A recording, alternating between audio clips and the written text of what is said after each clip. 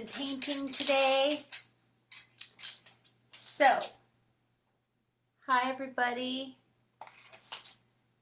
Getting things organized. Okay, chapter 9. Chapters 9 and 10. So chapter 9 is Dr. Cameron's Chamber of Horrors. And it's like a couple pages, like literally like 2 pages. And then chapter 10 is Electronic Implants in Dr. Delgado. Okay, here we go. Storytime, Saralise. In an effort to escape problems having to do with that's funny. In an effort to escape problems having to do with jurisdiction, much CIA experimentation during the MKUltra era was conducted in Canada and in other foreign countries. Early funding of Canadian experimentation went to James Ticehurst, who in 1951 had been part of a committee providing oversight on projects Artichoke and Bluebird. The Canadian Defence Research Board also provided money to Ticehurst, who did research on the effects of LSD on over 300 patients at Hollywood Hospital in Vancouver. CIA-funded research into LSD was also done in Saskatchewan by Abram Hoffer and Humphrey Osmond. Another early CIA mind control program in Canada was experimental studies of attitude changes in individuals. With contract X-38 given to Dr. Donald O. Hebb of McGill University in 1951. Sensory deprivation and isolation in interrogation was researched, with the first subjects volunteer university students. After prolonged isolation, many of the subjects reached a point where they could no longer distinguish waking from sleep. One of the most macabre series of experiments outside of the Inquisition was funded by the CIA and conducted by Dr. Donald Ewan Cameron, with funds also coming from the Canadian government, the Rockefeller Foundation, and the Gerschichter Foundation. Cameron had studied at the Royal Mental Hospital in Glasgow, England. Under the tutelage of eugenicist Sir David Henderson. He later took over the psychiatric division of the Allen Memorial Institute at McGill University in Montreal, which had been founded with Rockefeller monies. CIA Director Allen Dulles called Allen Memorial a good source for human guinea pigs. During the 1950s, Cameron was anything but a rogue researcher. He was one of the most influential shrinks on the planet, founding the Canadian division of the World Federation on Mental Health with his friend Tavistock's Brigadier General John Rawlings Rees. Cameron became president of many major psychiatric organizations, including the Canadian, American, and World Psychiatric Organizations. Cameron seemingly took the Freemason dictum Ordo ab Chaos to heart and set about turning patients, some of them suffering from ailments as insignificant as a nervousness or mild depression, into zombies using a variety of grisly techniques. These included dosing patients with drugs, including Thorazine, Nembutal, and Seconal, then giving them amphetamines to wake them up.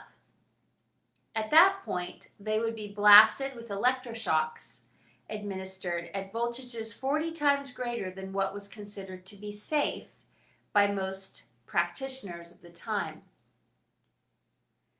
Patients would then be returned to their beds, tied down, and given psychic driving for up to 30 days.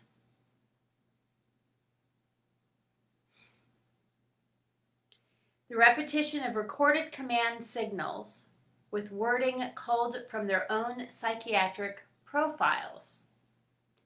Patients were also subjected to sensory deprivation for up to 65 days, or put in comas for weeks of drugged sleep.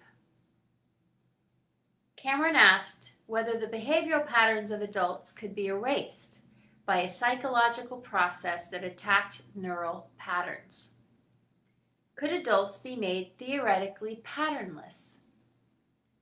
Could they be returned to a state of neurological and psychological infancy for a short period? And then, could new patterns of behavior be introduced? In other words, Cameron was working at doing something not so different than the Goals 2000 approach currently being used on American school children. Okay, remember that this book was published in 1999.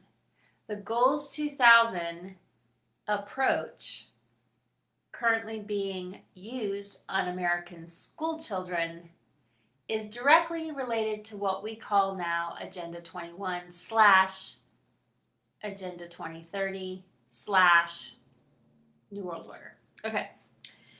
Linda McDonald is one among many persons who remembers being treated by Dr. Cameron.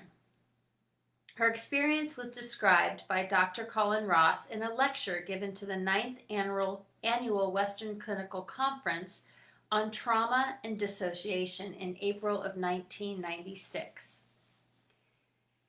She was 25 years old when she went to McGill University to be treated for a relatively mild postpartum depression. She turned 26 during her hospitalization from March to early September 1963. During the course of her hospitalization, she received 102 electroconvulsive therapy treatments, ECT, using the Page-Russell technique, in which the button is pushed 6 times per treatment instead of 1 time. She also received about 80 days of barbiturate and neuroleptic-induced sleep. During the course of her hospitalization, now I have not only her testimony, I also have the actual medical record with all of the nursing notes documenting this and Ewan Cameron's signature in the chart. So this is not rumor or patient distortion. This is the actual record. And this is work that has been settled out of court by the CIA. She comes in a normal, somewhat depressed person. She gets regressed back to incontinent of urine, incontinent of feces, totally disoriented, unable to state her own name, year, where she is, recognize her children, or recognize her husband.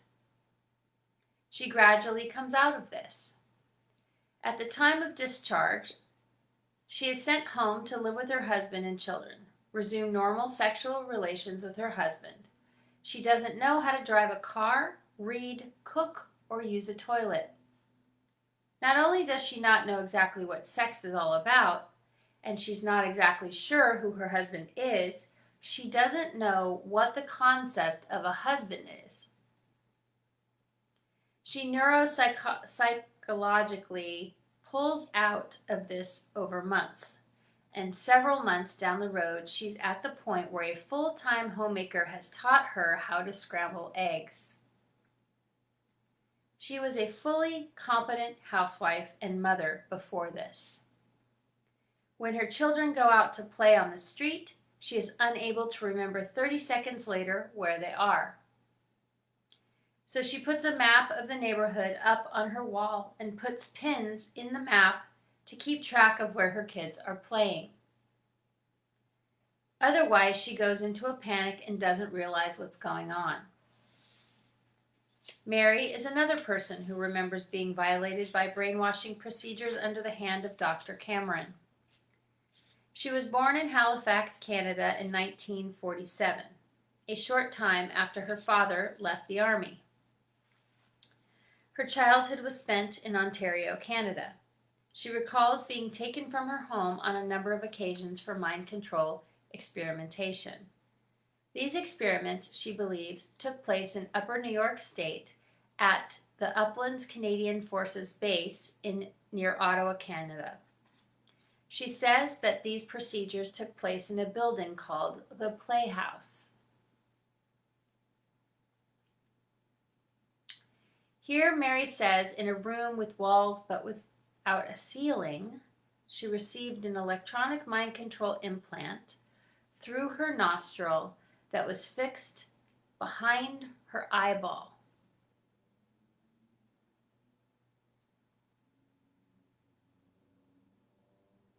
She also recalls being suspended in midair with electric current flowing through her, causing her to make jerking, inadvertent body movements.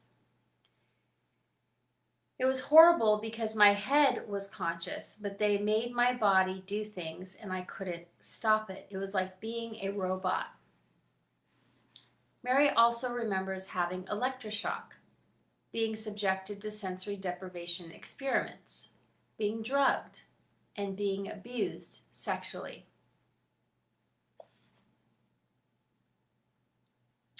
She says that the experimentation ruined her life.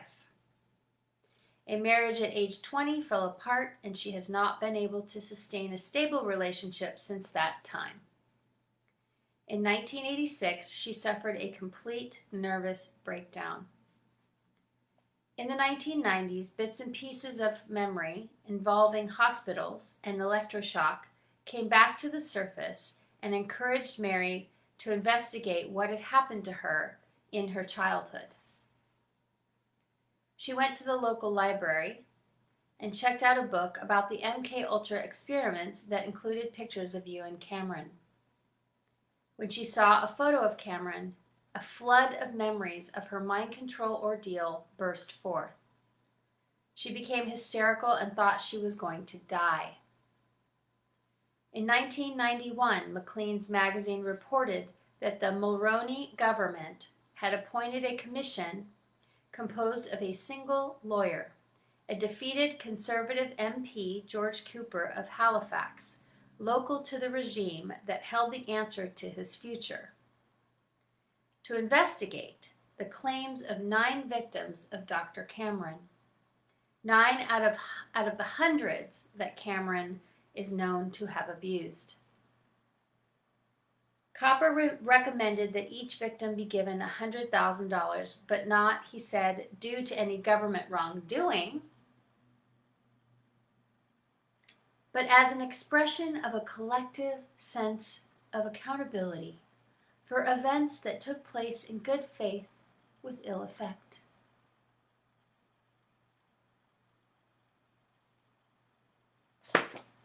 Really? Really? Cameron retired from his Chamber of Horrors in 1964 and died of a heart attack while mountain climbing in 1967. Eventually, the CIA also got around to cash settlements for a few of the people whose lives were destroyed by Cameron and his psychiatric henchmen.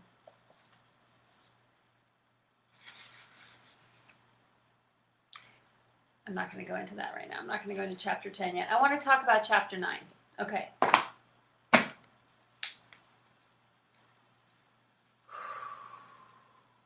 This is super triggering for me because I experienced this as a child, and I've had very similar experiences where I've had complete, absolute breakdown of my psyche, of my consciousness, unable to function in daily life, unable to function as a functioning member of society for years.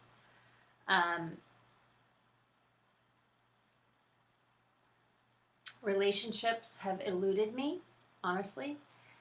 And I have, any time that I create in the past, when I've created deep personal bonds with people, I've either been targeted, like somebody's come into my life to try to like handle me, to be a handler, or because I got smart to it when I was really young, I wouldn't tolerate it and I just wouldn't get involved, right? So what that has done for me is that it's left me sort of in this position of not establishing grounded, stable environments for myself, and moving around a lot, and not knowing at all why I was being triggered 7 to 10 times an hour for many, many, many years, and why my central nervous system was completely fucking jacked. Why there were constant hits on my life, why there were cars trying to run me off the road, direct hits on my life, strangers coming up to me and screaming in my face at a restaurant, like people I don't even know, just crazy shit, dude, like crazy shit. Last night on my chapter 8, I didn't reveal the details of my reality, and I haven't been getting super personal, but I have been sharing little bits and pieces of information about my story. But last night, what happened for me when I shared, man, dude, like I fucking lost it. I had to turn off the camera, and like I just started bawling my eyes out. Like I could not contain my emotions that had boiled up in me while I was talking at the very end of my Facebook Live, because we live in a world, or have been living in a world up until now, where those individuals that are targeted, which is, oh my God, in the millions now, like holy shit, in the millions now, like it's not just like a few people, right? It's like masses of people are being targeted, if not everybody on some level, right? But those people that were targeted for being in specific programs or being experimented on or being utilized as MK Ultra, sleeper cells, those people, most of them didn't survive. Most of them are not alive. And if they have survived, they're pretty fucked up, like fucked up. And so what I have begun to notice about some of the targeted individuals that I've known from the past, that I was in trauma support groups with and, facilitating those, is that they're starting to come around now because of what's happening in the world right now. And I'm seeing them like actually heal in a way that I've never seen before. And I think it's because they have hope that the targeting is going to stop, or has stopped for them on some level. I personally am not targeted the same way that I used to be. And that's because I removed implants and trackers and did a bunch of work to get myself to a place where I was able to not be tracked as much as I was before I left the United States in 2016. And when I left, I did a bunch of work and was able to clear. And I think I spoke about this before, where for the first time in my life, I actually felt like a human being that wasn't being watched. And I didn't have black ops flying over my head, and like I didn't have people like following me down the street and vans pulling up next to me and like crazy shit, dude. And when I moved away and I moved to another country, they were still trying to get to me, but because I was so keen to what was going on, they weren't able to access me the same way that they were here in the United States. So upon returning, though, it started up again, not to the degree that it did before, but there were several attempts at getting into my field to try and hook into my energy body and to track me and to put trackers in my field and to abduct me. And it just started all over again. And I managed to continue to keep it out of my field, and it's been a pretty strong battle. So where it gets interesting is this doesn't just involve humans. This involves interdimensional beings. So saying that, I know it sounds crazy, but all these things that I'm talking about in this book, that are in this book, right? I believe that all of these chapters written about human experimentation upon other humans, right? Eugenicists and mind control experiments that began in the 1800s, I believe all of that was due to the fact that there was an infiltration that happened at a certain point on the planet. This time, or like the modern version of that. Okay, so let me just hold on. Let me just go back. I believe there was a cataclysmic event that took place. It was either in the 1700s or the 1800s that changed our world. And through that process, then the banks were formed, the banking families became who they became, and through that process, the false matrix was established.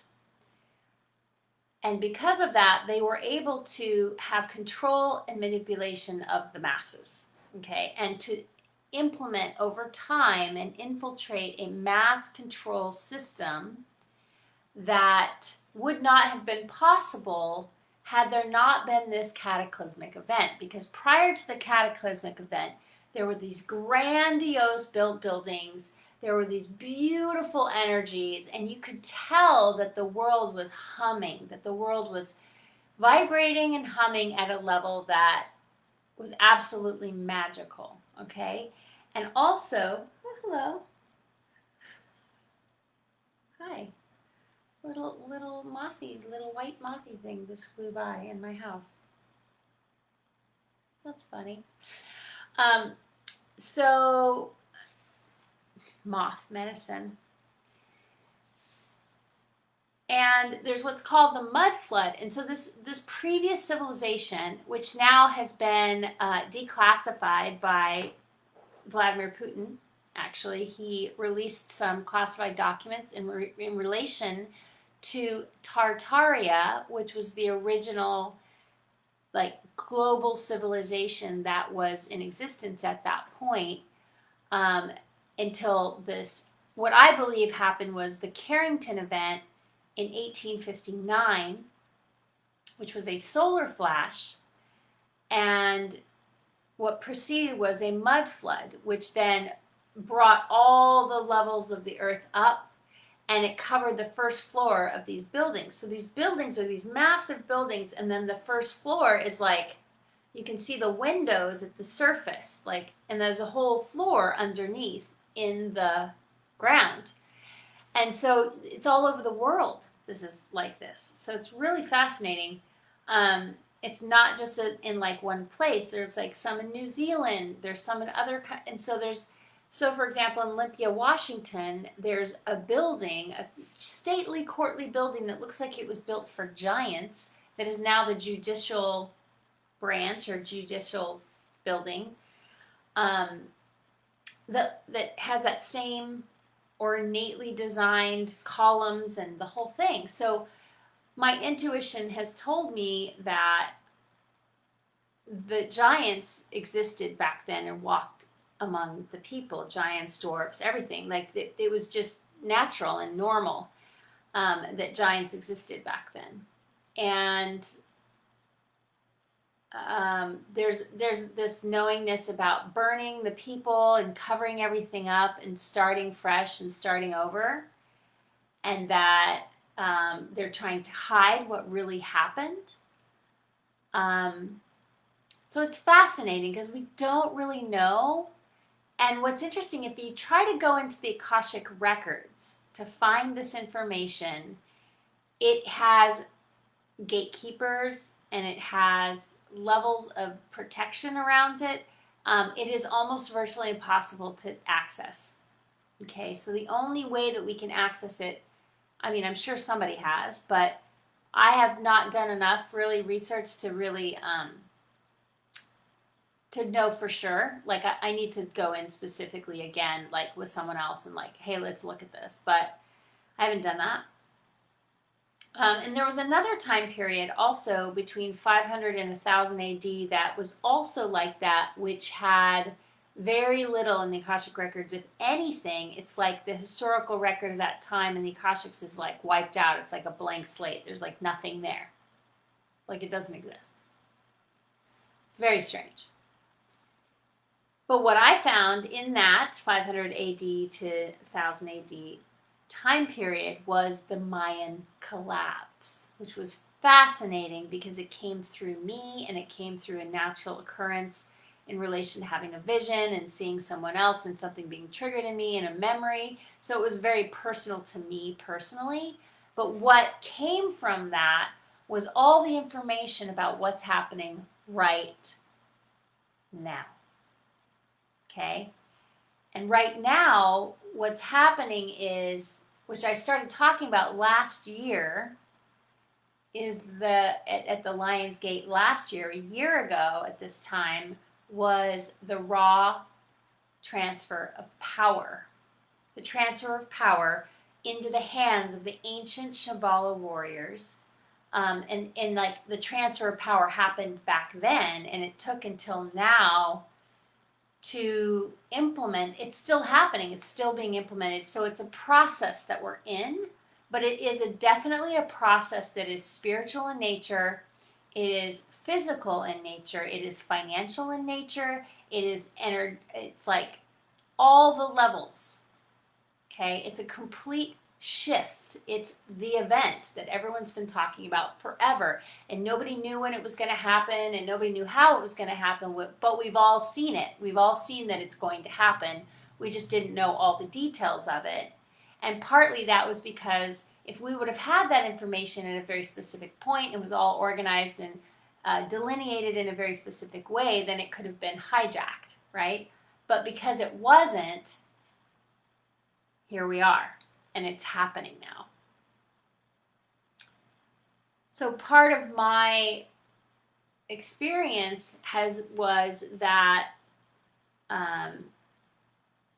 as a child was that I was hooked up to machines in rapid fire succession. There was information being fed into my, through my eyes, and like I was pinned to a chair, trip chairs. I was like needles and all of my, everywhere. I was just like electrodes on my brain, and them taking my blood and using my blood and electrocuting me, and then taking my blood and leaving me alive. So there are so what's happening now on the level that it's happening, and I just really want to speak to this because I don't think people really understand what's going on, is that the panda eyes, the severe torture that the children are receiving before death, to increase their adrenaline, for them to extract the blood from the baby. I went through that specifically many, many, many, many, many times. And they extracted blood from me, but they kept me alive. They didn't kill me.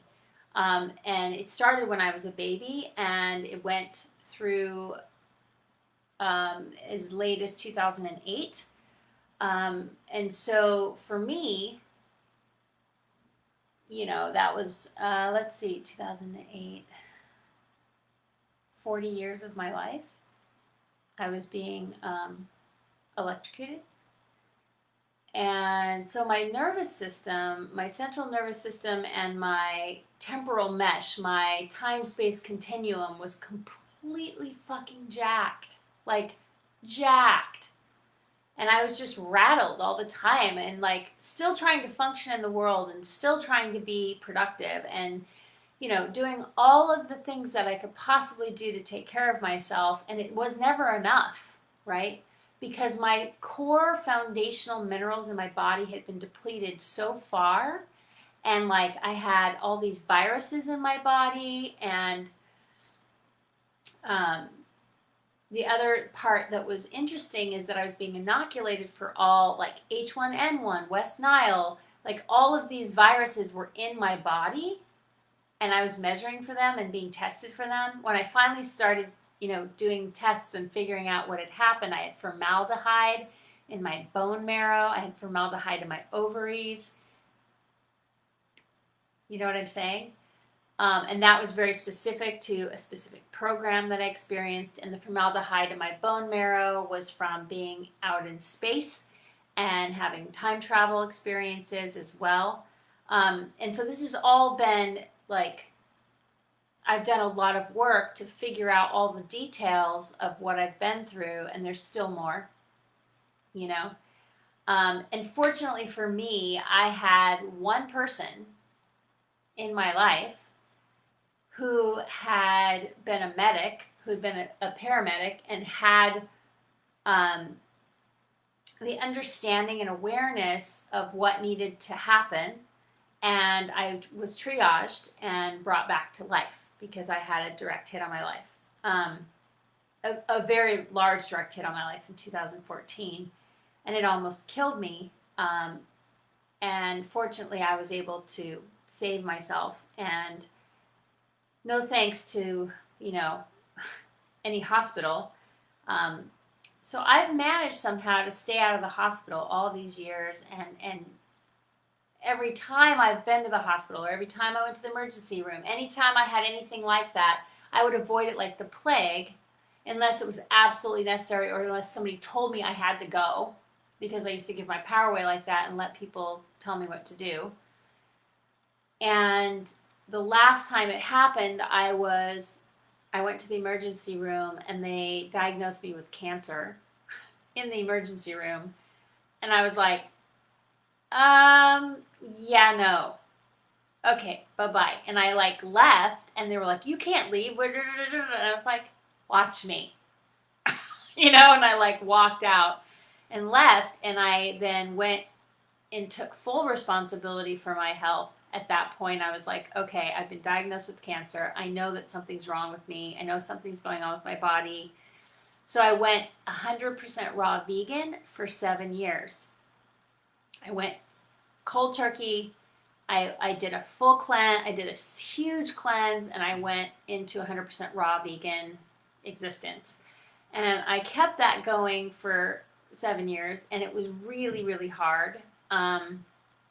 I wasn't 100% after 2012, but I was predominantly raw vegan. But in 2012, my roommate took me to Dick's Kitchen and said, you're going to eat some meat. I'm buying you a burger. I was so depleted, right? And I had broken both of my ribs, and I like lost a baby, and like all this shit had happened, and it was a mess. It was a mess. And what I realized for me is that my body was breaking down, and because I had these viruses in my body, and so being raw vegan and having viruses in your body doesn't quite gel, you know.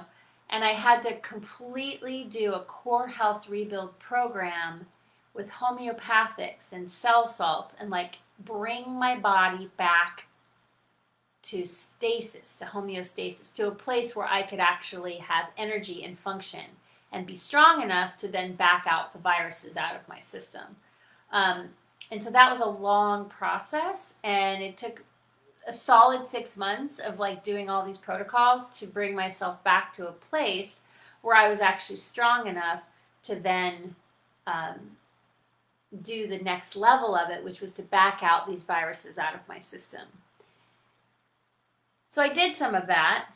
I didn't do all of it, because what basically started to happen is I got stronger, and I started my life started changing again, and I started getting back in.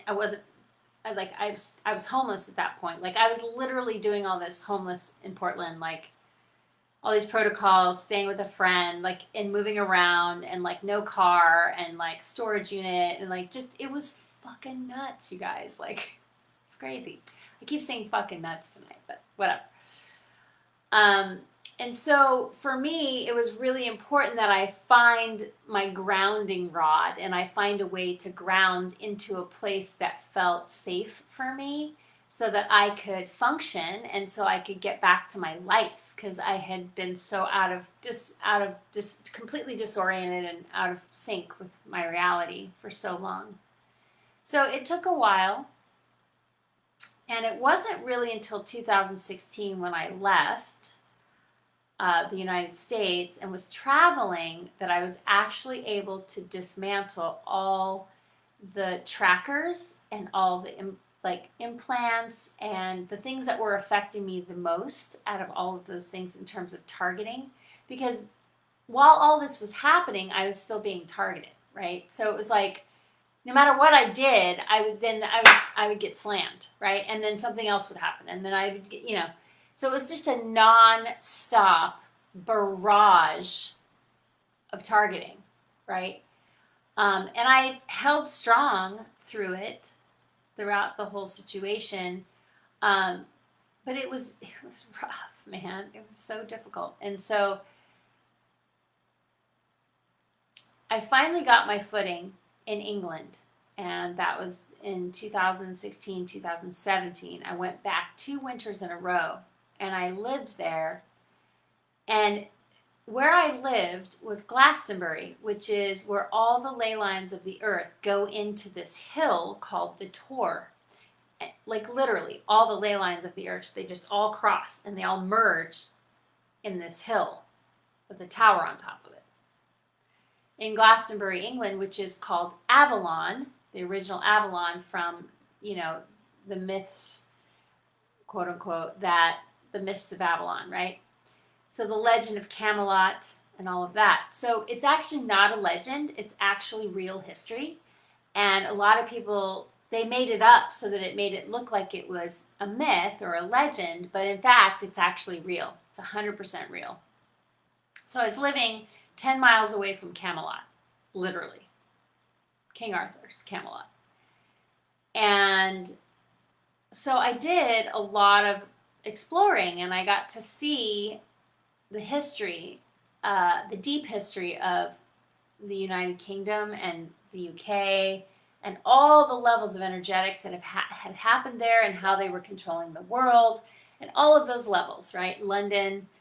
And so I was kind of just enmeshed with that whole situation, and really learning as much as I could about the historical record of the history of the planet, and all the levels of the royals and all of that. And mind you, I wasn't studying it like in a book.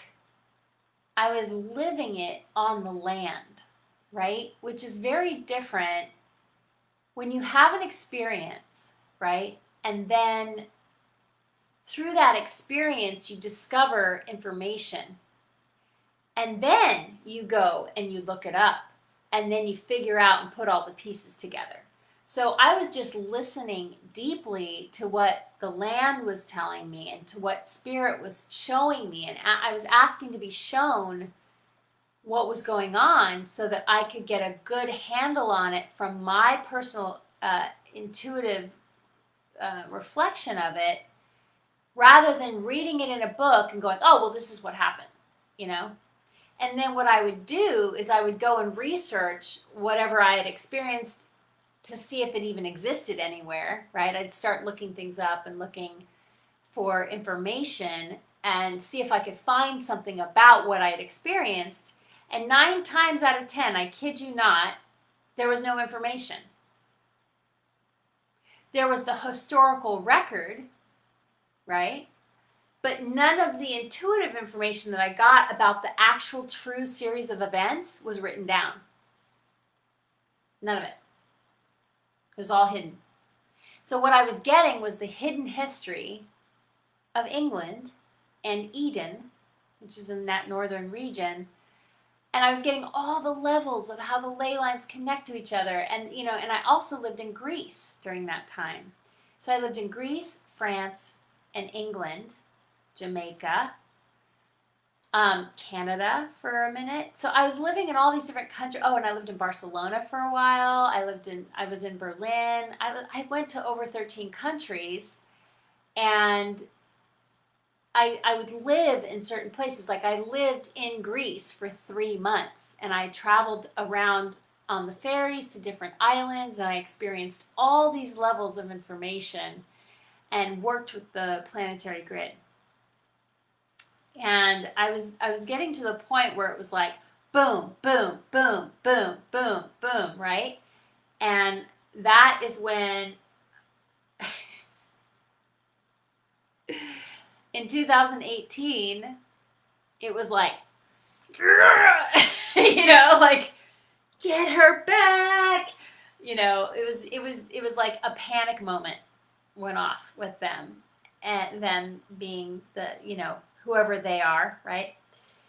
And I realized that I had struck a nerve and was continuing to strike nerves over and over and over again, and I wasn't stopping, right? I was just balls out. I was just going for it. And they weren't having it. They were pissed. Pissed, right? So I just felt like I wanted to share that because I come from what I read in the very beginning about like electrocution, electroshock therapy. Oh, and the other thing is, okay, so I've been reading in this book, and the chapter I read last night, talks about Baraboo, Wisconsin. And that is a location where Project Paperclip scientists from Nazi Germany were taken and absorbed into the population. The other place that happened, the Nazi scientists of Project Paperclip absorbed into the population, was in China Lake Naval Weapons Center, which happens to be where my hometown is in California, in Southern California, in the desert, out in the middle of nowhere. So they had direct access to the children of my hometown, and direct access to highly, highly intelligent people that worked on the military base there in weapons research, engineers and scientists. So they merged and with the already smartest population, right? The top secret engineers of that time. My father was one of those people. And my father thought it was a good idea to sign me up pre-birth for these programs so that his children could be a part of contributing to mankind in terms of the human genome and genetics and eugenics.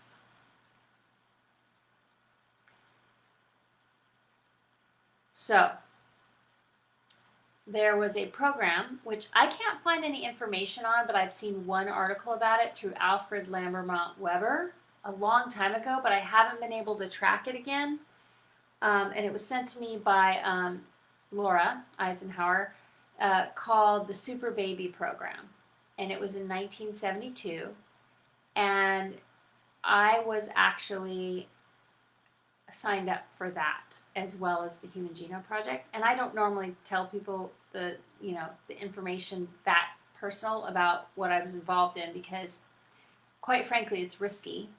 But I have gotten to this point where I've decided that for me to keep this for me to hold this information right now, when our entire society is under a spell and they've been controlled to this level, and you can see it in the population, and the mind control is real, and you can actually see what's happening in the physical reality, that people are completely oblivious to what is really going on.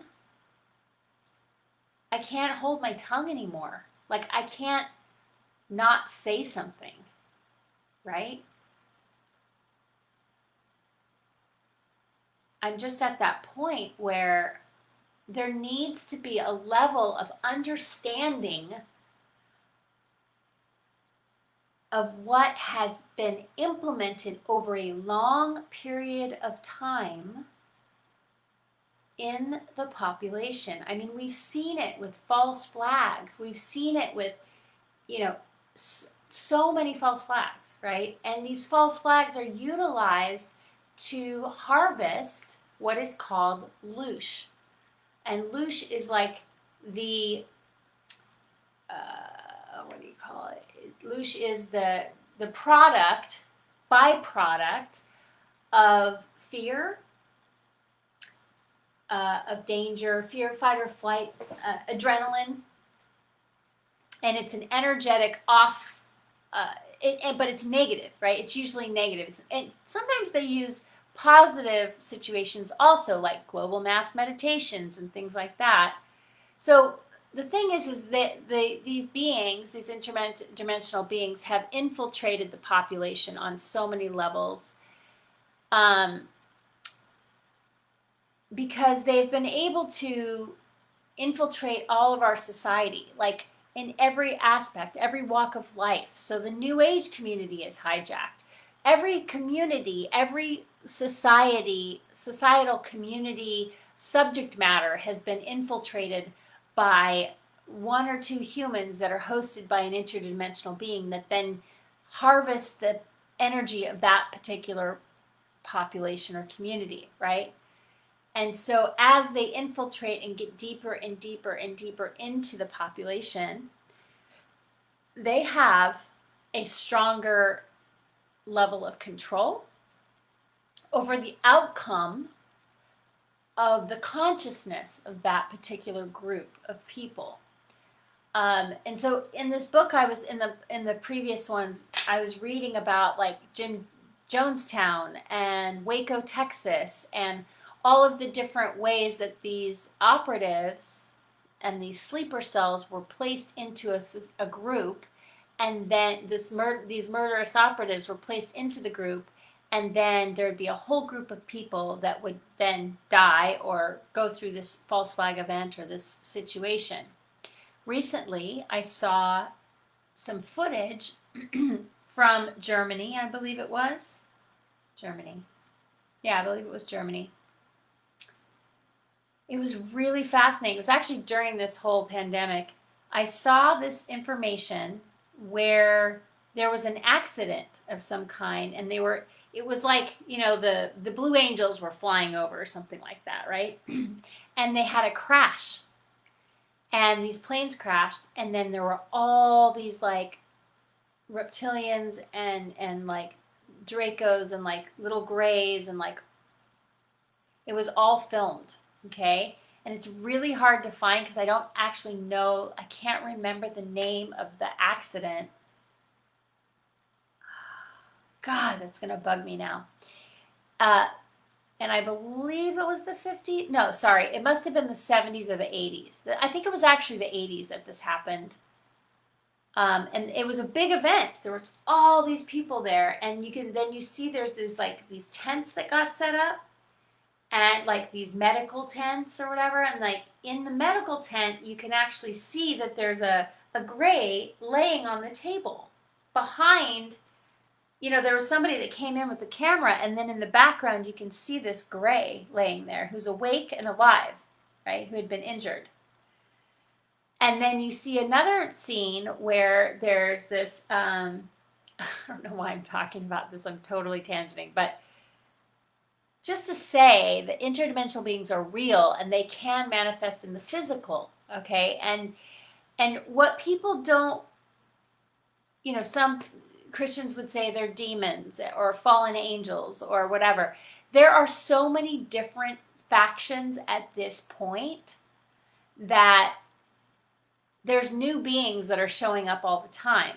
So how that relates to the populace control is that they are operating through the global elite, and they have consumed the global elite. so many people have been hoodwinked into thinking that they are in this high frequency whatever, like this is the most exalted place to live and be in, right? And experience. And meanwhile, they're receiving blood of a tortured child, like for some life-giving, extending your life, immortality, and youth, right? That's a crime against humanity, period. There's no excuse for that. I don't care if you want to like make your skin look fresh and lovely. I'm sorry. No. No. And it has to stop now. And what we are experiencing right now is we have a group of people that are taking down the global elite. And why they are doing that is because of the pedivores, the cannibals that drink blood and torture children. And children that may never have even seen the light of day are giving birth to other children. And then they're being tortured and murdered. It's real. And it's happening in underground tunnels across the earth. And this is the pandemic.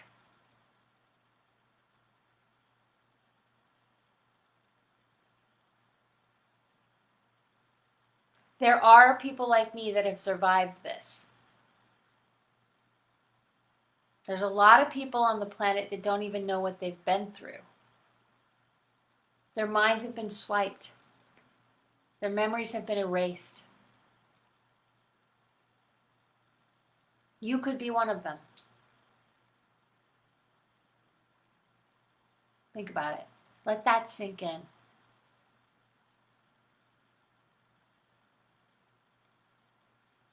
Also,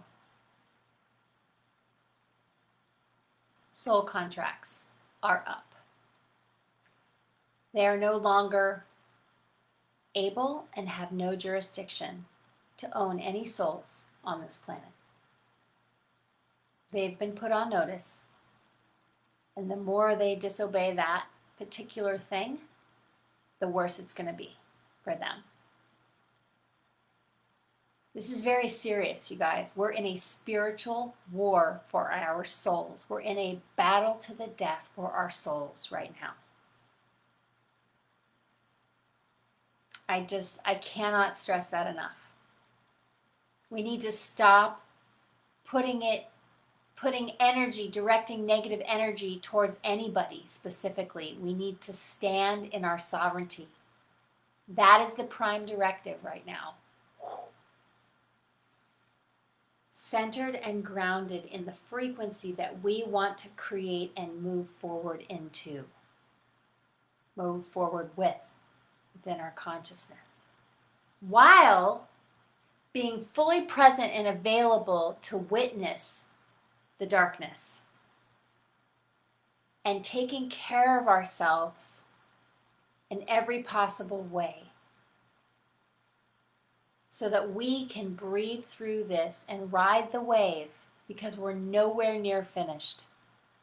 We're just getting started, you guys. And we've been in it for 6 months. I'm not kidding.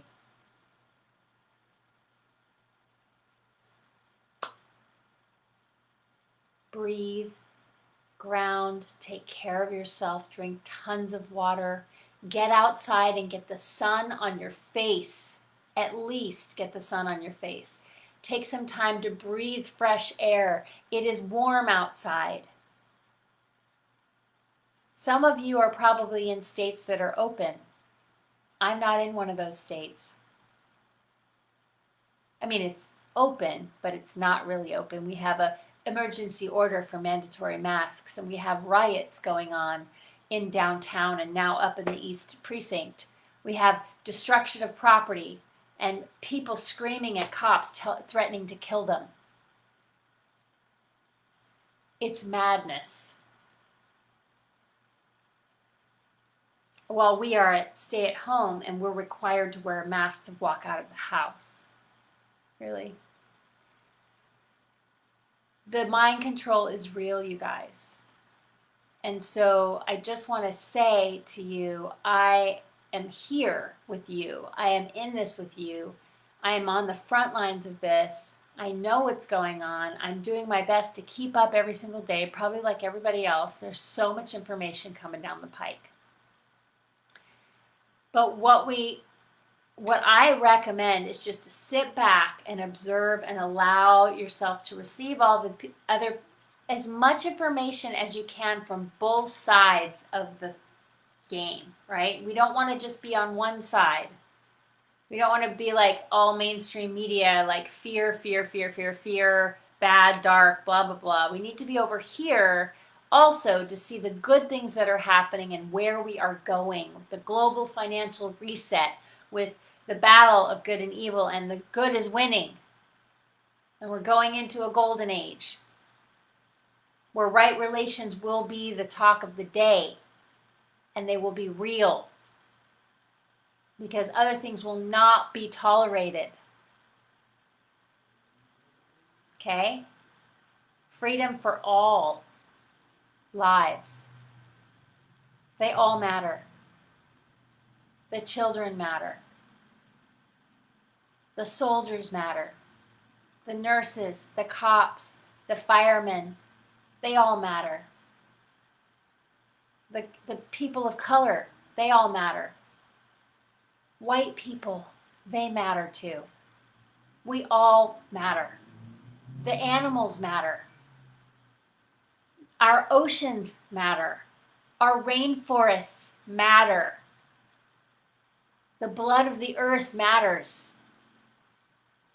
Our consciousness matters. It all matters. There's no reason to shame one person or another. Stop.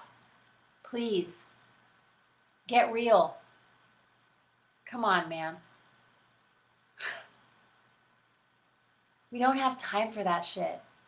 We can't shame each other. It's ridiculous. No. We need to get real about what's going on. None of us are standing up. We need to stand up. We need to speak out. Speak out. Speak your truth. This would be the time to speak your truth.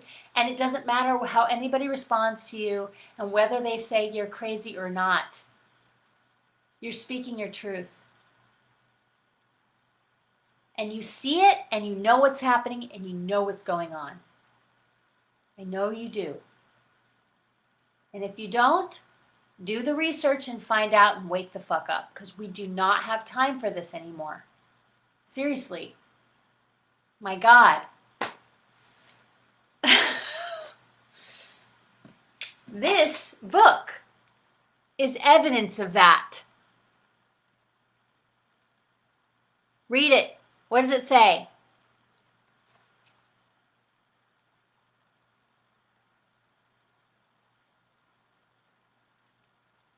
What's that word? Engineering. Our consciousness. Really?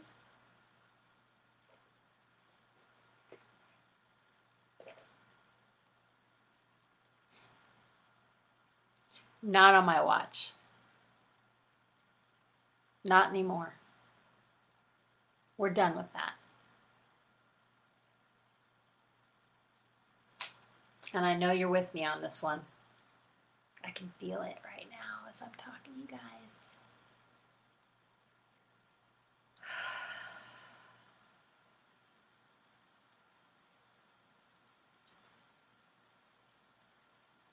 Love you so much. Thanks for being here. Until next time.